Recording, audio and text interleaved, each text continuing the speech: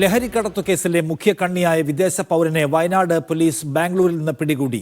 Tanzanian പൗരനായ Prince സാംസണാണ് പിടിയിലായത്. 2 മാസത്തിനകം 80 ലക്ഷം രൂപയുടെ വിനിമയം ഇയാളുടെ അക്കൗണ്ടിൽ നടന്നുവെന്ന് വയനാട് ജില്ലാ പോലീസ് മേധാവി പറഞ്ഞു.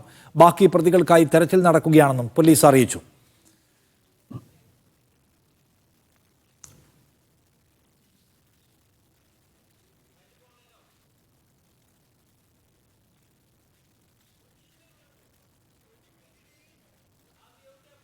അനീസ് അലി വിവരങ്ങളുമായി. അനീസ്, എന്താണ് പോലീസ് ഇതിനെക്കുറിച്ച് പറയുന്നത്?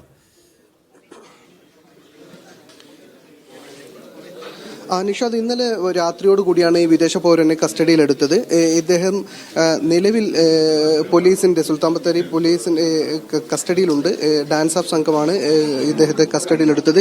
ഈ നിലവിൽ ബാംഗ്ലൂരിലെ ഒരു കോളേജിൽ പഠിക്കുന്ന സ്റ്റുഡന്റാണ് ഇദ്ദേഹം എന്ന് പോലീസിന് വ്യക്തമായിട്ടുണ്ട്. അത് കേന്ദ്രീകരിച്ച് കോളേജ് വിദ്യാർത്ഥികൾക്കിടയിൽ വ്യാപകമായ സ്വാധീനം ഇയാൾക്കുണ്ടായിരുന്നു എന്നുകൂടി മനസ്സിലാവുന്നുണ്ട്. എന്തായാലും ഇപ്പോൾ അദ്ദേഹത്തെ പിടികൂടിയിരിക്കുന്നു. കൂടുതൽ പോലീസ് അറിയിക്കുന്നതനുസരിച്ച് 100 ഗ്രാം ഒരു സസ്പീഷ്യസ് ആയിട്ടുള്ള ഒരു പൊടി ഇദ്ദേഹത്തിൽ നിന്ന് കണ്ടെത്തിയിട്ടുണ്ട്. അത് ലാബ് പരിശോധനയ്ക്ക് ശേഷം മാത്രമേ MDMA ആണോ എന്ന് സ്ഥിരീകരിക്കാനാവൂ.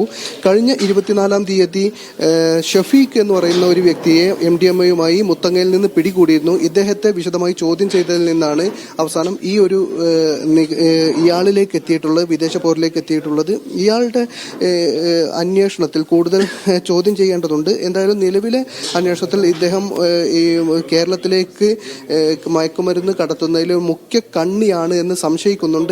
അത് സ്ഥിരീകരിക്കാൻ ഏതായാലും പ്രധാനപ്പെട്ട ഒരാളാണ്. പക്ഷെ അത് ഇദ്ദേഹമാണ് ഏറ്റവും പ്രൈം കണ്ണി എന്ന്, ഒരു മുഖ്യ കണ്ണി ഇയാൾ തന്നെയാണ് എന്നത് സ്ഥിരീകരിക്കാൻ കുറെ കൂടി വ്യക്തത വരേണ്ടതുണ്ട്. എന്തായാലും ഇദ്ദേഹം ഈ കർണാടക, തമിഴ്നാട്, കേരളം ഈ ഇടനാഴിയിലെ ലഹരിക്കടത്തിലെ ഒരു പ്രധാന കണ്ണി ഇയാൾ ആയിരുന്നു എന്ന് വ്യക്തമാവുന്നുണ്ട്. എന്തായാലും കോളേജ് സ്റ്റുഡന്റ് ആയിരുന്നത് കൊണ്ട് തന്നെ 25 വയസ്സുള്ള പ്രിൻസ് സാംസൺ കോളേജിലെ വിദ്യാർത്ഥിയായിരുന്നതുകൊണ്ട് തന്നെ കോളേജ് വിദ്യാർത്ഥികൾക്കിടയിൽ വലിയ സ്വാധീനം ഇയാൾക്കുണ്ടായിരുന്നു. അത് മയക്കുമരുന്ന് കടത്തിന് വലിയ സഹായകമായിരുന്നു എന്ന് പോലീസിന് പ്രാഥമിക അന്വേഷണത്തിൽ തന്നെ വ്യക്തമായിട്ടുണ്ട്.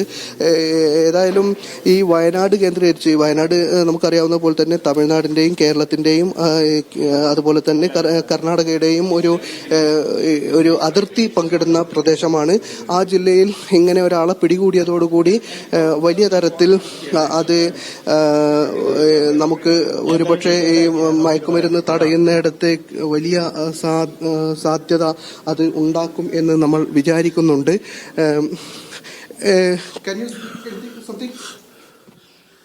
Hello Samson,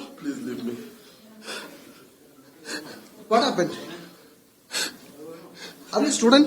Yeah, student. Okay. ഏതായാലും അദ്ദേഹം ഇപ്പോൾ ഒന്നും സംസാരിക്കുന്നില്ല.